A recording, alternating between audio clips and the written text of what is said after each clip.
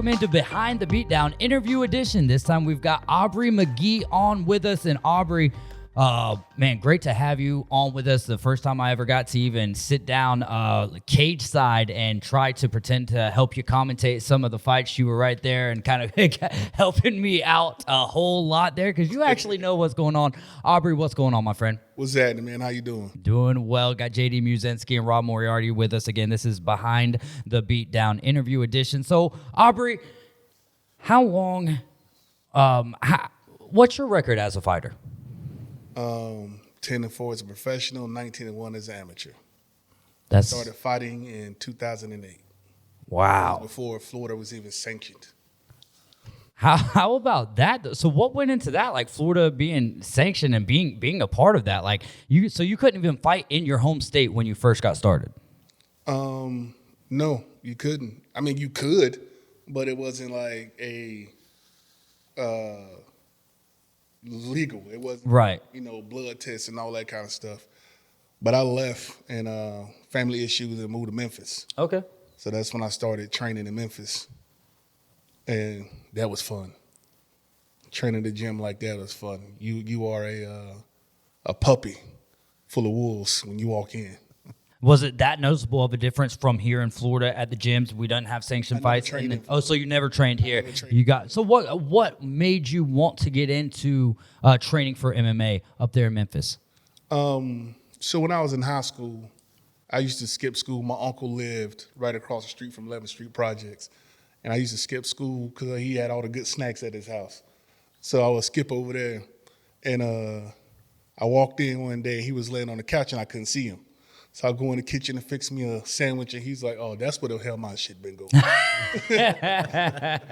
So I turn around, and I can't remember which UFC it was, but it was the one where the black guy caught the guy in a crucifix and started dropping elbows. Oh, my goodness. And knocked him completely out. And I was like, is that a movie? He's like, nah, that's a sport. I said, oh, he's going to jail. And he's like, nah, that's a legal sport. And I was like, oh, sign me up. You mean I can throw somebody on the ground and slam him? Because I was a wrestling school. Mm-hmm. So I can slam him and just hit him with elbows. And he called, this is how long ago it was, man. He got in the yellow pages and was calling people. I used to help my dad deliver them things. And went all the way to the martial arts thing, and nobody's like, we don't do that. We don't teach that human cockfighting. That's not a real martial art. And I moved back to Memphis, and ain't really have nothing going on here. It was a bunch of drama. So I moved back to Memphis, and I was driving down the road, and I looked up a sign that says, Jackson's MMA and Boxing. And it had a guy inside of a cage, and I was like, is that? And I U-turn, I almost hit this old lady.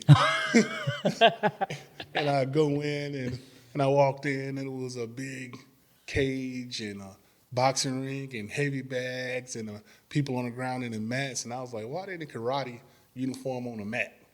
And I started training there. For the first couple of months, I was basically a punching bag. Yeah. Oh, wow. So you start out there in Memphis. How long did you train before your first fight? Maybe 6 months. My first fight was at a whim.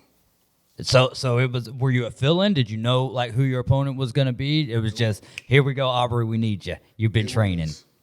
Go to support teammates. The guy seen the champion backed out. They're both big dudes, but the champion was maybe like 6'6" or something like that. He wasn't Samoan, but he looked like a big Samoan, but he wasn't Samoan. And the guy, I guess he got checked in his hotel room, did the weigh-ins, got scared, left. A lot of people came to see the champion. I'm sitting in the back of the room, kid you not, rolling a blunt. Because I asked the promoter, can I go out back and can we smoke out back? And he said, yeah. So I'm rolling a blunt. Roll it, lit it, go out back, smoke a blunt, high as hell. Me and two of my teammates, neither one of them was fighting either. Come back, sit in. Dude come back there, looked at my coach, or the sensei back then. Is he a fighter? He's like, nah. He's still training him in training 6 months. Man, listen, I give you $2,000 to fight somebody right now. Who? I said, who? Me? Yeah. I said, who you want me to fight? And he's like, man, it's the champion, blah, blah, blah, blah, blah, blah, blah, blah. I said, man, I ain't got no gear. He said, I don't care. Gave my coach a card. We went to Walmart, got some shorts that was way too tight, a cup, a mouthpiece, take my hands up. I was nervous as hell. I bet, because you're like, most people have a training camp and it's like, this is what we're going to work on. Now it's all of a sudden, Aubrey, here's the champion and try to use whatever that you were. They basically like go in there and get beat up. Yeah. Man, I'm learning something new here today. I've known Aubrey all this time, since like 2008, 2009. And he had a shirt made. Aubrey the Wolf Collier, right? Yeah. Man, they literally threw your ass to the wolves in the beginning. First fight. Now I see where the name comes from. Exactly what they did, man. We do the walkout. They played the other guys' walkout music with some rock and roll song. So they're perplexed as they get like, what's going on here? Y'all all know my walkout song. When I come out, I'm crunk, I'm bouncing, and I'm just walking to some Limp Bizkit song or something like that. Man, dude, I was overwhelmed, no lie. I've never in my life seen, well, now I fought in front of way more people, but at that time, I was just like, oh my God, I'm looking around, his music come on, the lights go off, they come out like 30 deep, they keep coming to the cage, and I'm looking, I have to look up at him. That's the first dude outside of my family that I've met that I had to look up at. Mm-hmm. And I was just like, this man is a dude just like you are. All you got to do is take a couple punches, get him a couple punches, put on the show. Man, they bring us to the ref bring us in the middle, and that motherfucker pushed me. Yeah, it was nah. And I literally was standing there, and the ref was going over the rules. He looked at me, said, "You ready to die, fat boy?" and pushed me. After that, the gangster mode kicked in. I was like, nah, I'm finna embarrass this dude. But man, that big dude threw that first punch, and I dodged it. Man, and it felt like somebody threw a sledgehammer and a baseball bat at the same time across my head. And I was like, yeah, I can't hit with that. I grabbed him. You know what the rule is. Slammed him. Bang. Got on top. Rained downhill. Ref pulled me off of him.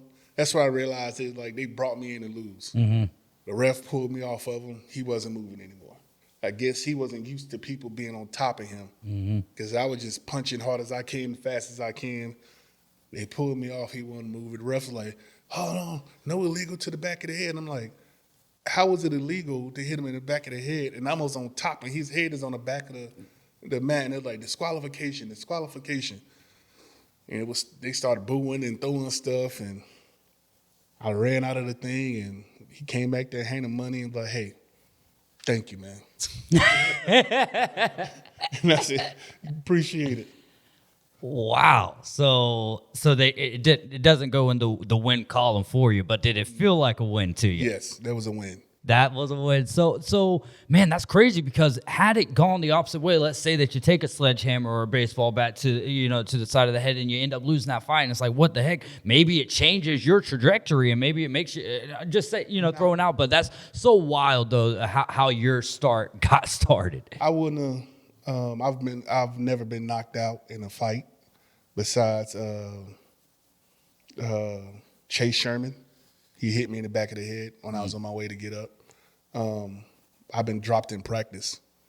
And like I used to tell JD when we trained together, it doesn't matter getting knocked out in practice. Don't you get knocked out in that cage. Yeah. Mm-hmm. And so if I'd have got knocked out, he would have hit me and dropped me.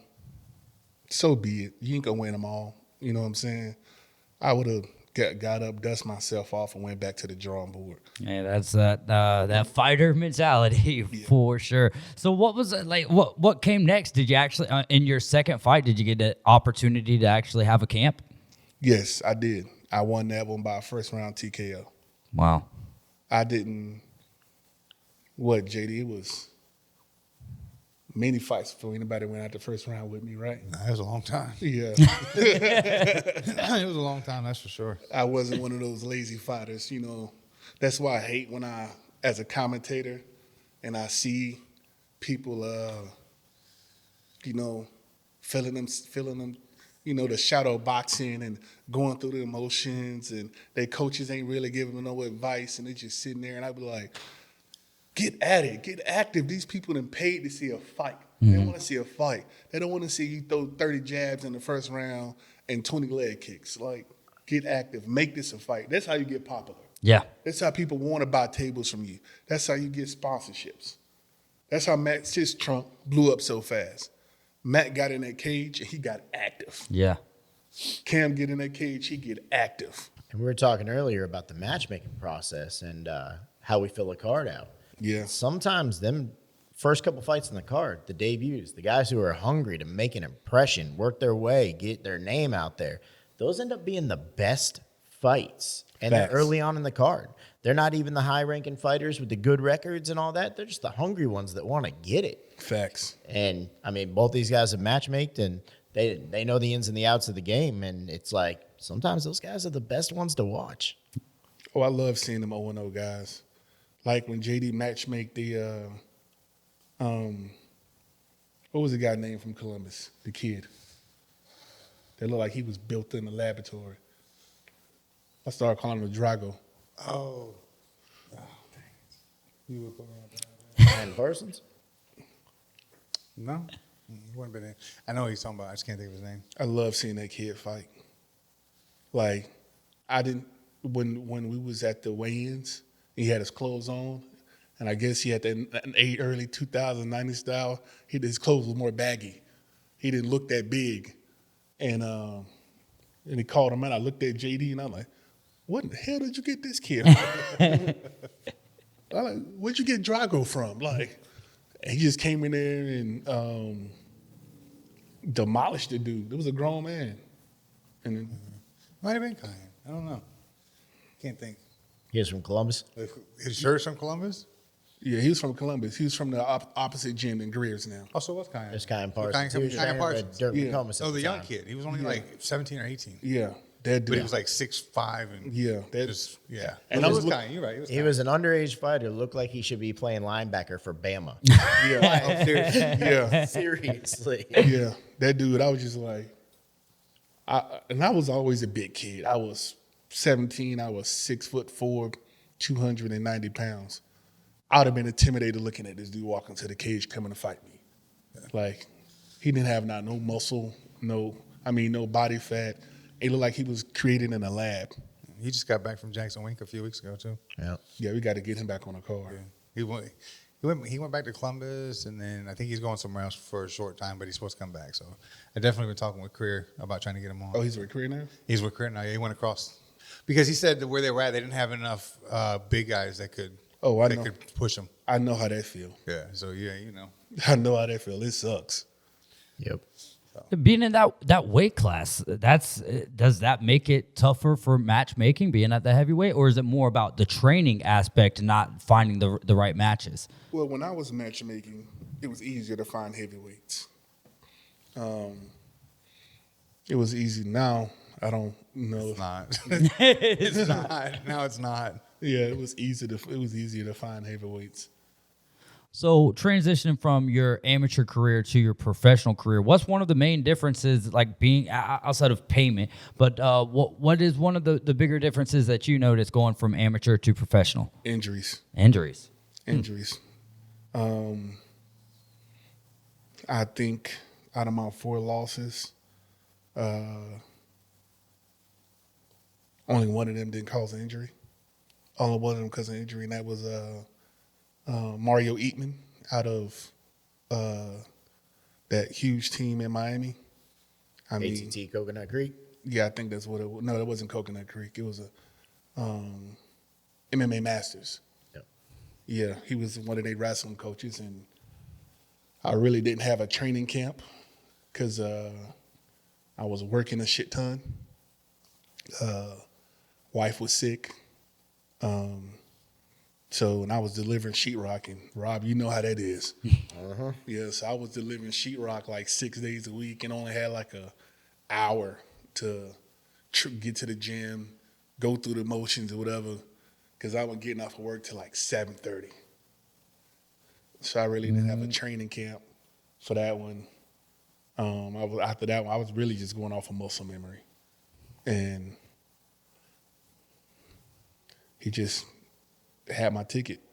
I caught him a couple of times. I split him. He took me down. That's why I hate MMA inside of a ring. I hate MMA because when you're against a cage, you can sprawl out, but you inside them ropes, you can't sprawl out. You just sit on the ropes, and I tried to sprawl out a couple of times. He took me down like 3 times that fight, and nobody ever took me down before. Have they, JD?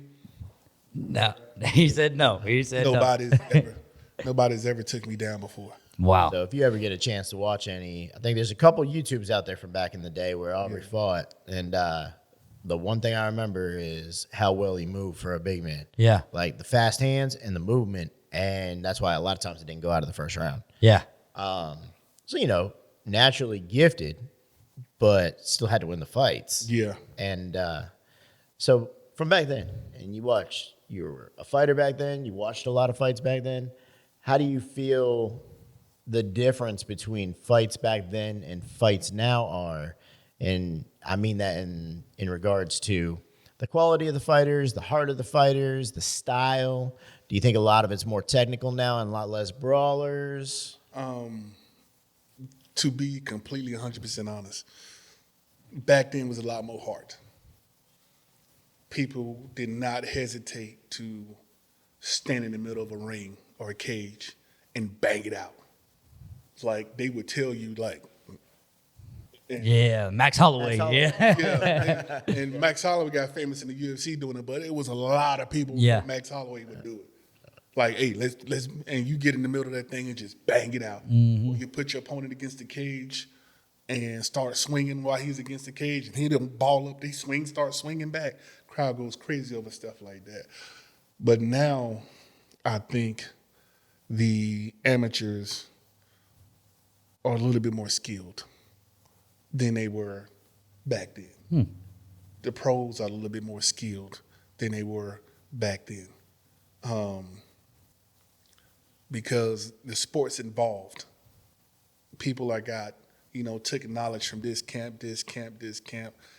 I've taught stuff that people have used against me in the cage. You know what I'm saying? Like, and you got to evolve while you're fighting and learn while you're fighting.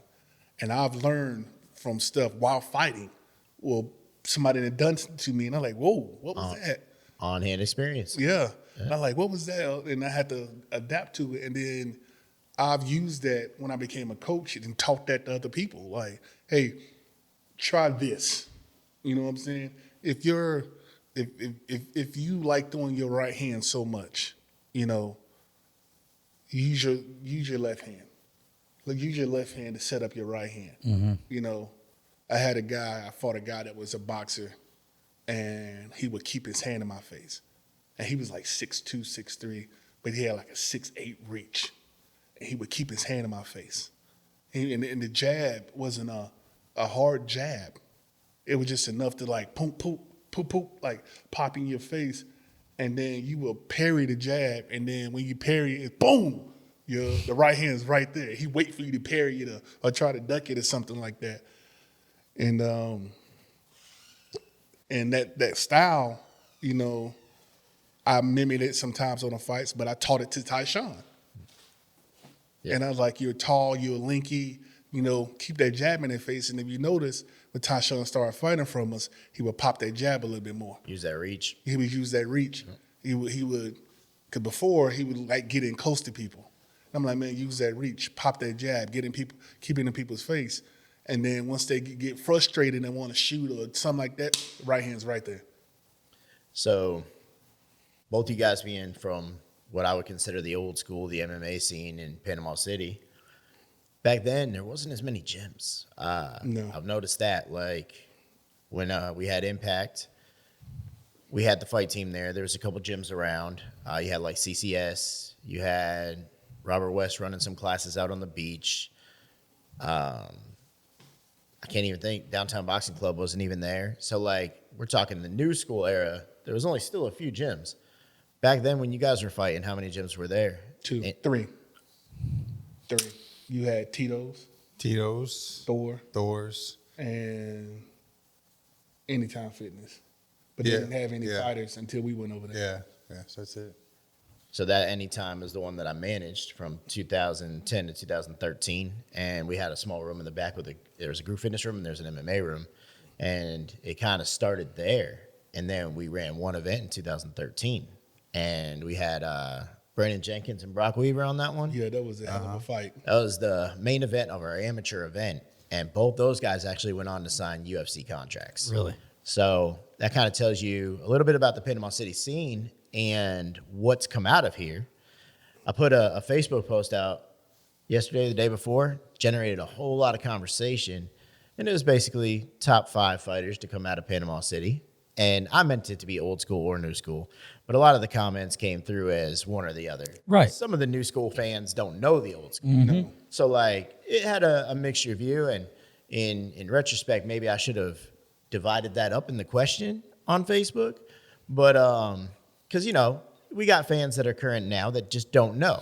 Yeah. So if you were to take your top 5 and break it up old school and new school, who would your top 5 fighters be out of Panama City? And they got to be from here, not just ones that have fought for our promotion. All right, I'm going to take myself out the equation.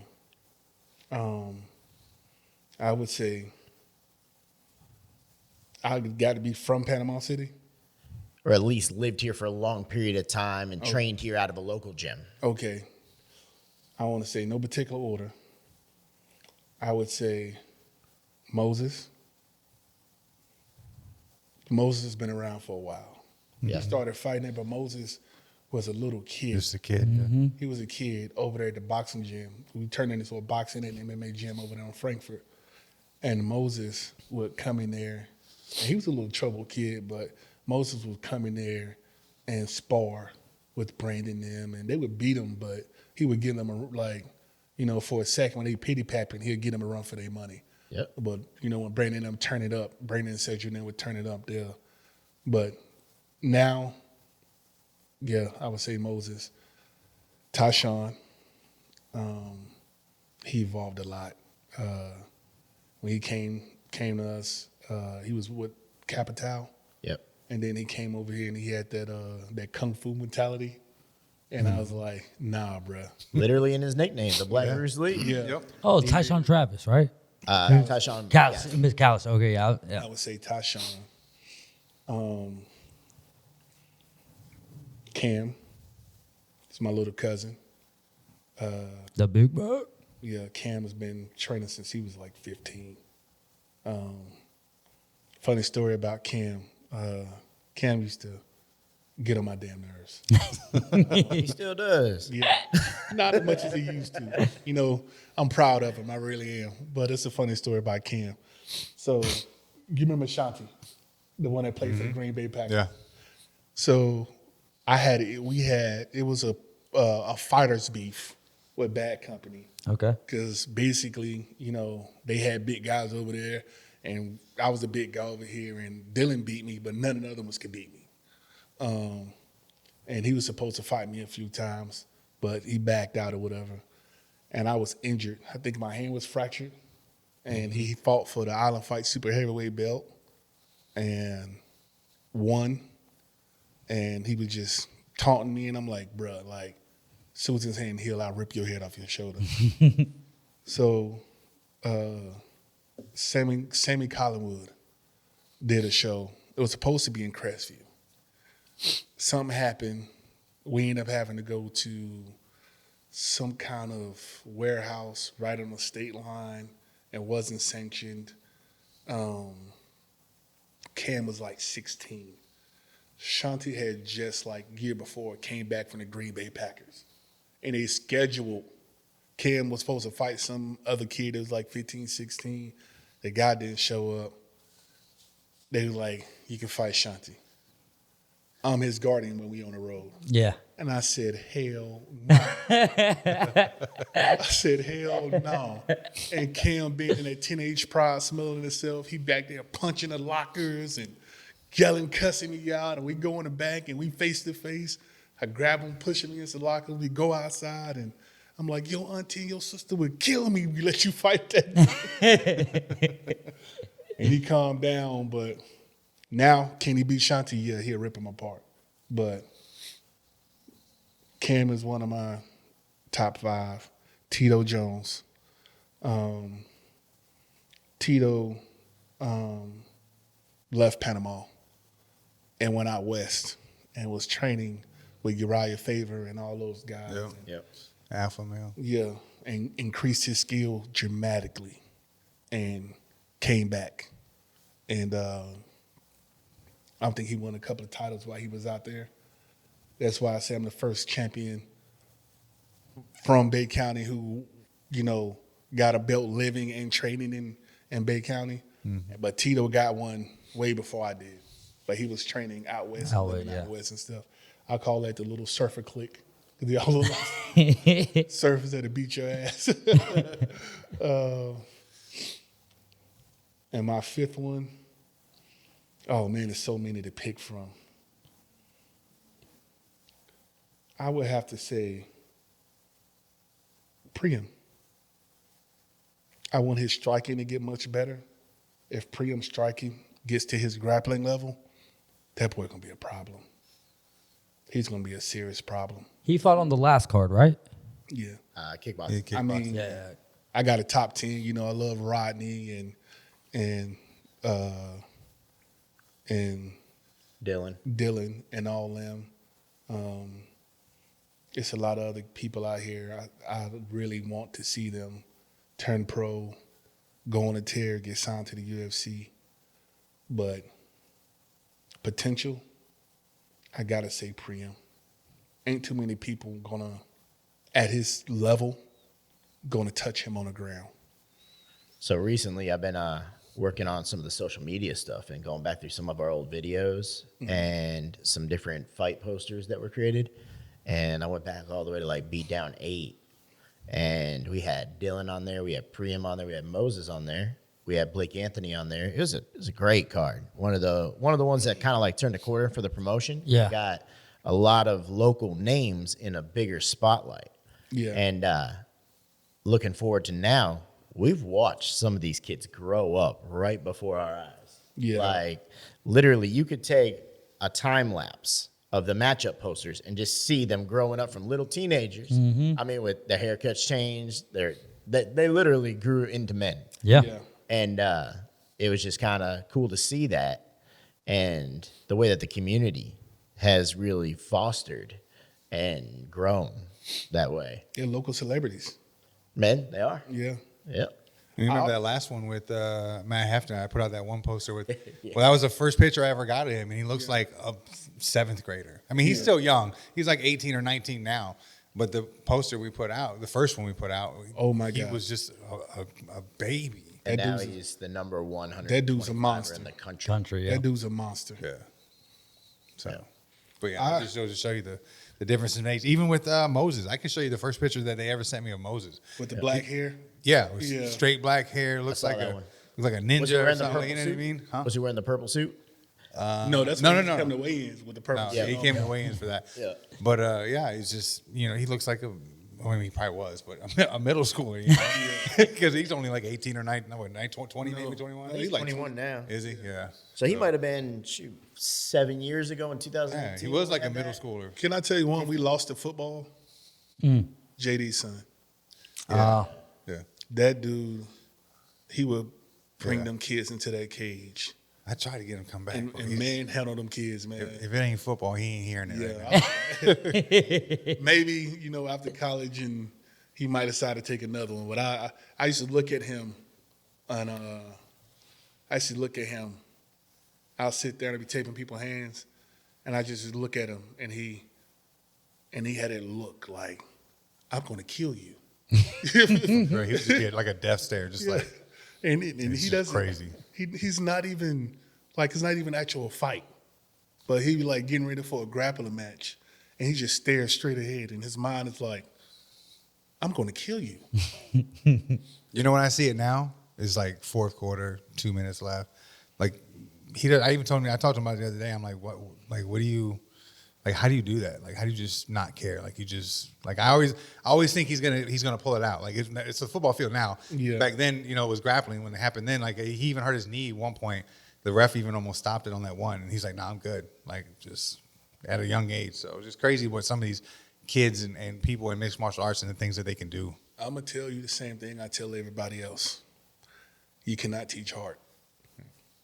Yeah. You can be the best fighter in the world. You can have, be an American top team, Jackson Wink, MMA Masters, ATT Georgia. Greg, you can come from the best gym in the world. I think a lot of that goes with the will to win as well. Yeah. Like that killer instinct that they say, like he's talking about 2 minutes in the fourth quarter, it kicks in. Yeah, it kicks in. And I think it applies in fights as well. It does. So Oh, I mean, maybe more so. How many times have you heard me say third round, let's see who wanted better. Yeah. who wants Let's it see more? who wanted more. Yeah. Yep. They both tired, both beat up. Let's see who wants it more.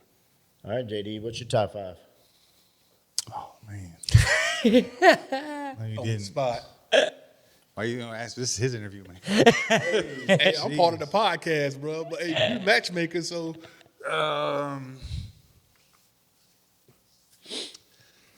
You got to do them in order. You can Yeah, do there's all. no order. There's no order. I'm not ranking that. Matt Sistrunk. oh, I forgot about Matt. Matt Sistrunk for sure. He just came out of nowhere. You know what I mean? Just the whole aura that he's got and the way he fights. It's just bell ring. We're in it. That's it. Moses, has to be there. That he's just always been special with his skill level.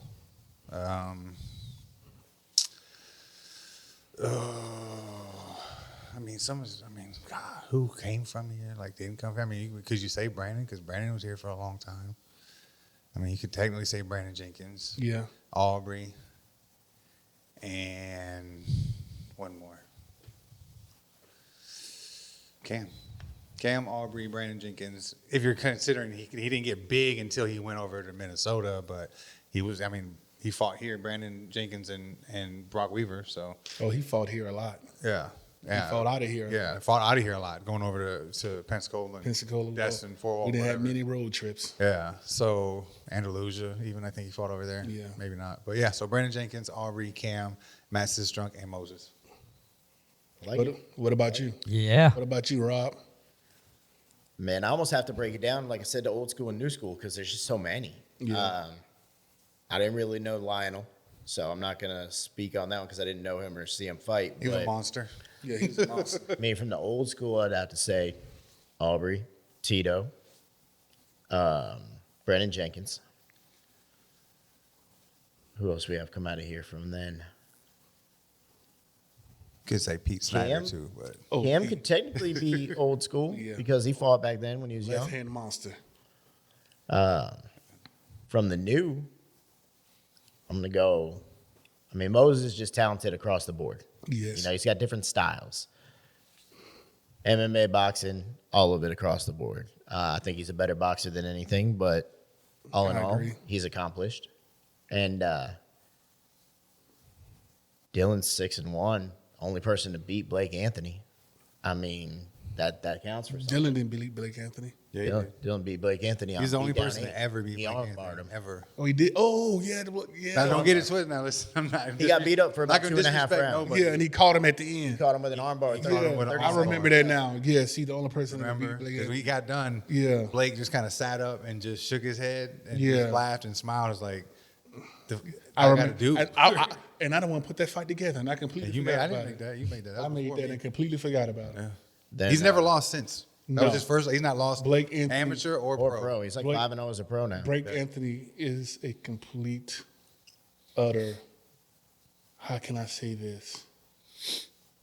Machine will be an utter statement. He's next. I tell you that. Yeah, He's next. this guy, He's built for his division. yes, The body meets the skill meets the weight. Like that, he'll go. his brain Yeah. while he's fighting. is what makes him the most dangerous. He adapts while fighting.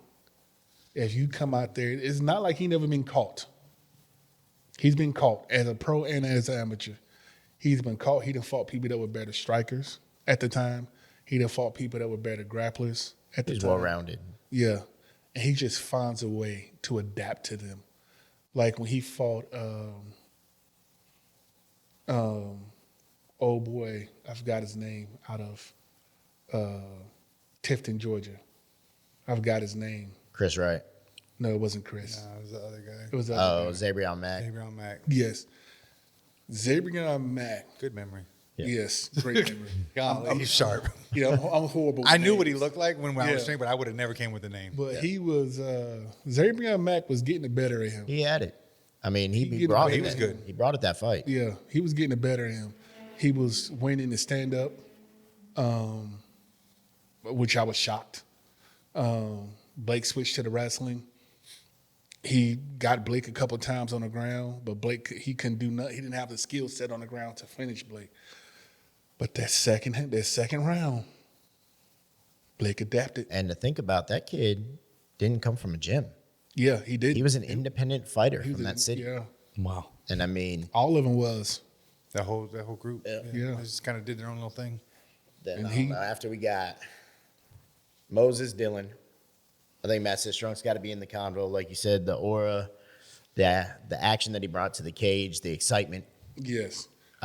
Big country. Priam's got all the potential in the world. He's just getting into the striking. So, Yeah. I mean, he puts the work in, which I know he will. That's the kind of kid he is. Yep. And he recently handled in a grappling match John Beckett, who is now like 6-1 as a pro out of Springfield, Missouri, in Yeah. pro MMA. And Priam handled that guy like quickly in the grappling. He So if he kicked gets his his striking legs. where it needs to be, Yeah. I mean, He kicked his legs. He got up to escape Priam. Priam kicked his legs from behind and sat him down. Like, come here, little baby. Where you going? I don't know. Who's the fifth one go to? I mean, you got Priam, Matt, Dylan, Moses. Rodney. He's not there yet. He's got the potential, and I think he's a great fighter from here. But he's got a 2-2 Emmy record, and he hasn't gone pro yet. So I can't put Rodney ahead of Justin Williams Who or Rodney lost to before?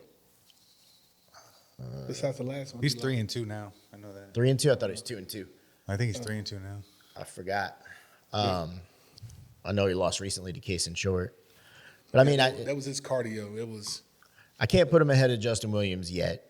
I mean, he I gets. forgot all about Justin Williams too. Yeah. I mean, Justin Williams was like 6-0 6-0 or 7-0. as an Emmy, held the 170 belt, and now went to BKFC. Yeah, he had a lot of potential. He got a lot of potential. He just his training and his outside the ring life. Yep. He had that drinking habit. I mean, I was like, dude, he'd be on my Snapchat, and I'd be like, bruh.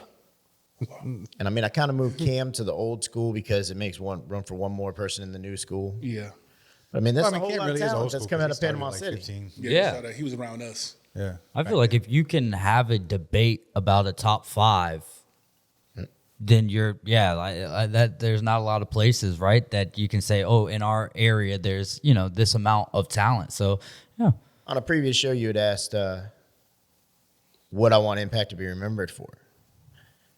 One thing I didn't think of at the time was that how many gyms we had previously and how many we have now. yeah, The impact on the community and having people open up satellite gyms, smaller gyms, bigger gyms, specialty gyms, meaning gearing towards grappling or groundwork, jiu-jitsu. The scene has grown, A and lot. it's grown. I'm not one to give myself accolades, but it's grown after the promotion grew. The promotion fueled a lot of that scene to grow here. So I think that's something I want to be remembered by. That'd be a good thing. yeah, no doubt. So Nobody can say that Impact was an effect on that. Nobody can say that because it's a lot of people walked into these gyms because they wanted to fight for us. And Oh, it's, yeah. There's a lot of people that I've sent out to Emerald Coast, or they're like, hey, I want to do some grappling and and I'm like, go to Emerald Coast. Oh man, I don't want to go out on that beach, so I'll send them to Smash Brothers or one of those other the old Gracie gym out there. We have more options. There's way more options. Way more options. Yeah, way more options now. Something you said earlier, Aubrey, is that you commended the newer generation on their skill. Their skill is a little bit more advanced than what MMA on average was back in the day, but they're lacking in the heart. How much does that, do you feel like that hurts the product? Do you think that that's something that could flip-flop in the future? Because I see in sports across the board, there's a cycle, but I don't know, once you start losing heart, I don't know if you can get that back into the sport as a whole. I think with more and more, with the sport of MMA is growing more. It still has not stopped growing. Yeah. And a lot of these kids they coming into this sport and they coming from football. Yeah. These high caliber athletes, they're coming from football. They're coming from basketball, because not everybody's going to make it to the NBA. Not everybody's going to make it to the NFL. And you got these kids who played D1 football and didn't get drafted. And they didn't go over to Canada or the Europe League or something like that. So, like, what's next? Hey, let's try MMA. And they go to a gym. Now you got this kid who's a high caliber athlete already, and he has heart. Getting hit in football is not a joke. Mm-hmm. I done had my bell rung a couple of times. And you have to have heart to play, especially defense. You got to have heart to play defense. Mm-hmm. You got to run through people. But I believe that as the sport grow, the heart will grow with it. Okay, I love that. I believe that the skill level will grow with it. Like if you take a 5-5 professional right now that's out of a decent gym, and you put him in the UFC 2008, 2010, and with the skill set that people have now, you tell him he won't be in the top 10? I agree. I think that's an accurate assessment, because the skill sets are much better. Skill sets are Yeah. different. The physicality, like people's actual athleticism, they have management, there's supplementation that's legal. Like there's a lot of things that have come a long ways to help that. Yes. So it's a different time for sure. Like JD, remember we was watching that one thing on your phone during the fight, and Tito Ortiz said that he would come back. If he can physically come back now, he'll run through the whole 205 weight class. We both looked at each other and laughed. Well, now you have people that have been training since they were walking. Yeah. Preem, people like that, kids like that. So when they're getting into the spotlight, or even old enough to even fight, say 18, Moses, another one that was doing all this stuff as a kid, you wouldn't have thought like you had to be 28, 30, 32 back in the day before you were doing anything in MMA. Now you got kids coming out 18, 19 years old. Matt Hafner, 18 years old, number one in the country, because they've been doing it so long. Back then it wasn't available really. Like, you maybe had some karate and stuff like that and little stuff, but you didn't have true MMA stuff going on. No, you didn't. Available to kids. Now it's more acceptable, for kids to be fighting per se. Mm-hmm. So when they do get old enough to be, going with adults and stuff, they're like, wow, that kid is really good. Ready. They're ready. They're ready now. Versus, starting at 25, 26, 27, whatever, and then being 30, 32. Now you're ready. Coming in with injuries already from football Right. and basketball. So I'm just saying. Yeah, So what you think about it in general, Aubrey? Old school to new school and the growth of the sport in Panama City? I love it. Now, sometimes I miss fighting. I miss it. I just feel like, oh, God. Just take all the injuries, the health issues. Just give me back me. Give me 2 fights at my 26-year-old self. Yeah. Let's see what these dudes really about. But I love it. I love seeing these. I love seeing the sport evolve. I love seeing these kids evolve. I love seeing the youth MMA, the 14, 13-year-olds, kickboxing and stuff like that. I love seeing it. I love seeing them bang each other out. I mean, I'm glad Impact came along, and I remember the phone. I still remember the phone call between us. It was on a Friday. You called me. You was like, I got an idea. What are you doing? And it's like 8 o'clock at night, and I'm like, the hell you mean? What am I doing? It's 8 o'clock at night. Like, this mother been drinking again? I was like, I said, bro, I'm at home chilling with my family. What's good? And he was like, can you come to the gym tomorrow? And I was like, yeah, I plan on working out tomorrow. And he was like, all right, meet me here at 1 o'clock. I want to introduce you to somebody. We're going to do something crazy. And I was like, I'm down. I don't even know what it is. And I remember Sharita because I had you on speakerphone, and Sharita was like, I ain't never heard Rob talk like that. He sounded sort of excited. And she's like, and I was like, it wasn't no gangster stuff because he wasn't even called. And I was like, when he called me, I'd have got a text message, meet me at the gym tomorrow. You know what I'm saying? It wouldn't be to say nothing like that. And I was like, and I think it was me, you, and Kirby. Yep. And he was like, I want you to match make and announce. Can you do that? And you kept talking, but I didn't hear it. And I was just like, I ain't doing none of that for Brett. You know what I'm saying? And I was just like, I don't know. And you sounded like, what was that cartoon? Well, you can't understand the language of the parents. Not sure. Yeah, you got me. And like, wah, wah, wah, wah, wah. Oh, Charlie Brown and the teacher, Charlie Brown. Yeah. And my brain was like, man, what is this dude talking about? Who's this old man?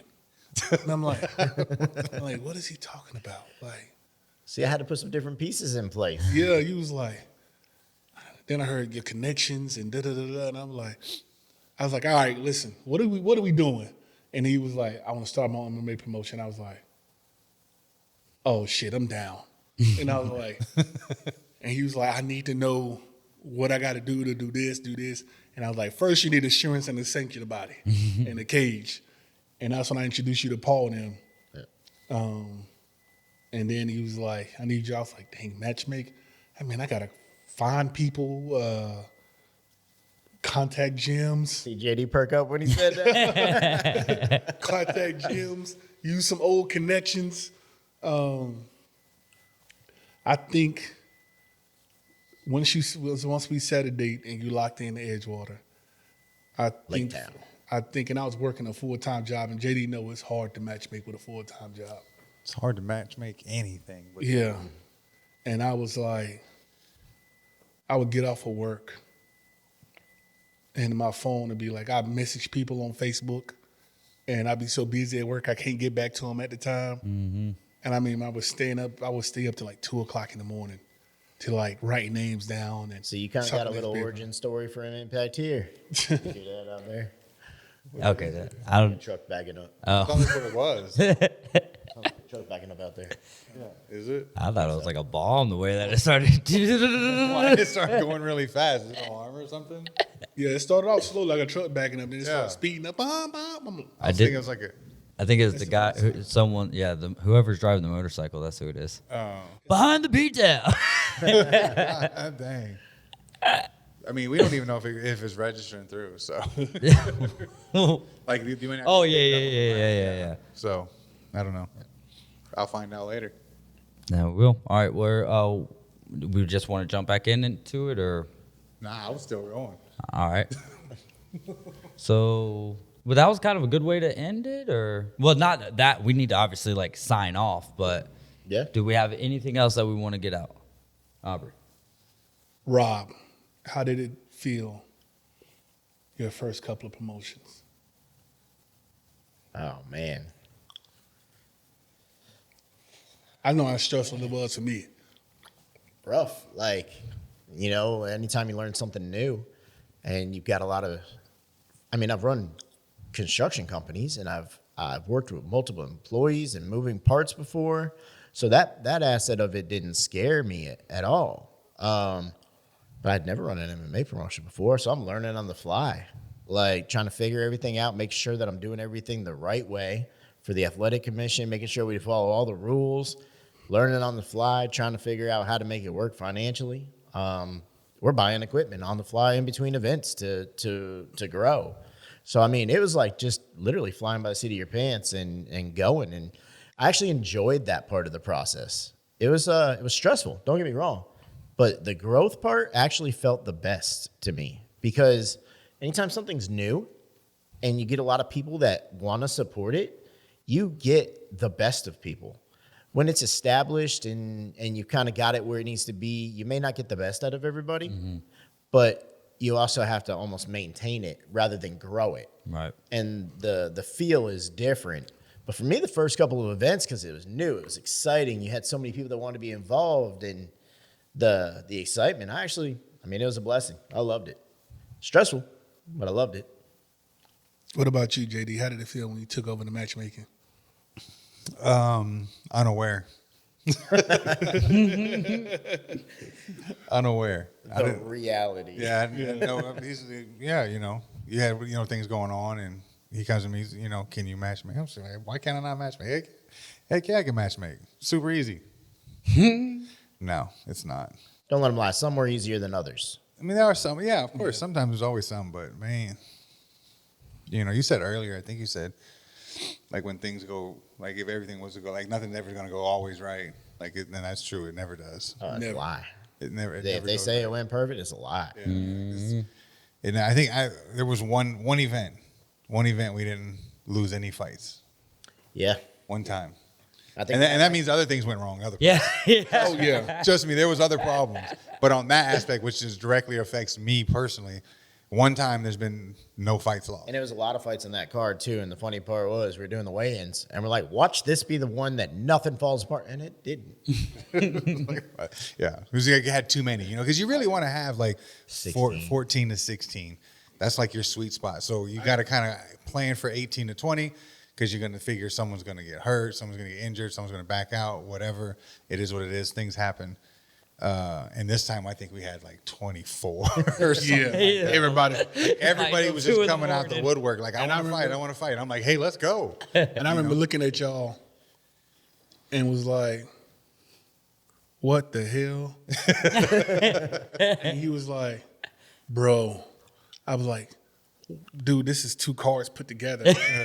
Why is there so many fights on this card? And I'm like, dude, we gonna run out of time. You know what I'm saying? Like, and JD was like, dude, I'm just hoping about a bunch of first round finishes. Yeah. and the first like 10 fights, none of them was the first round finish. And I was like, and I think it got down to like the last thing, and he was like, I don't know what we're gonna do. Like, and I don't know what happened, but y'all made it work, man. And I was just like, I ain't gonna lie to you, it was some of the fights I was. You know what I'm saying? I think he was like, "Are you gonna say anything?" I was like, "No." Nah. Or like, "There's nothing to commentate. There's nothing. What I'm gonna say." You know what I'm saying? But I think that one I was coming off of like a lot falling off. The previous one. Yeah, I think the previous one I had a lot fall off, and I ended up being a little short. So I was like, I'm just gonna put a few extra on there. It's gonna be okay because they're falling off now. That's just how life works. Yeah, that's exactly how it works. Yep, that's what happened. So, yeah, unaware. That's how I felt. Hindsight. Hindsight's 2020, baby. Yeah. Yep. I remember I was doing announcing and working 2 jobs. Doing announcing, doing it was just too much. And I told Rob, I was like, bro, I just want to do the commentating. I'm tired. I'm exhausted. So I put it on Facebook. And I said, because back in the fights, they had this one announcer, this female announcer. She was gorgeous. And everybody, like when she would walk into the cage, and stuff like that, like she was a ring girl or whatever.